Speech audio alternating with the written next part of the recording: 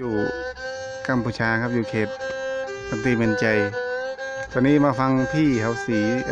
เอาซอจีนแต่สีเป็นสำเนียงเขมรนะครับก็ลองฟังดูเพลงกาหรือเพลงหมโรงของเขมรเขานะครับถ้าลองฟังดูครับ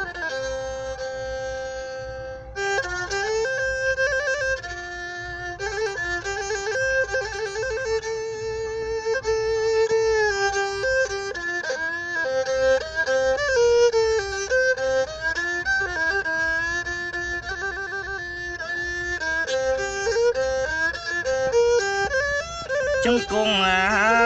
យកខ្ញុំបុកអេមិនចាំងថ្លៃតែលើកឡើងប្រណម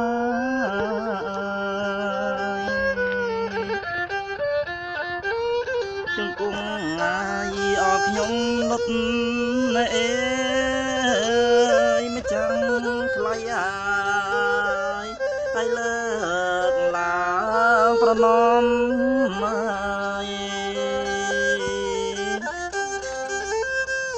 ក្រាថ្វាយយកបងគុំអេគ្រូតូចគ្រូធំព្រះពឹងស្នងកា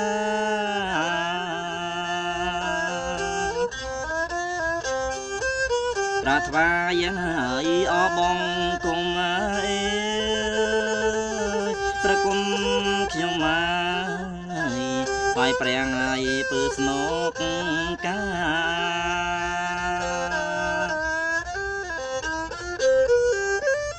អត់ធូបមកយកបួងសួងអេសម្បងសម្រងលងនៅអថាណា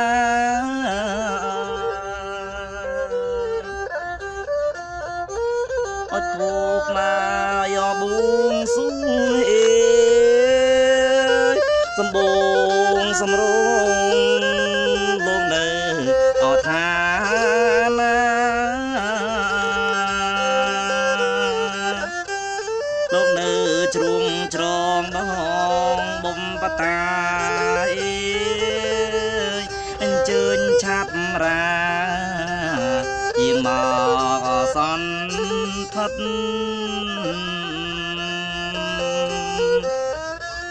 លោកនៅជ្រុងច្រងដងបំបតាអញ្ជើញឆាប់រាយាងមកសន្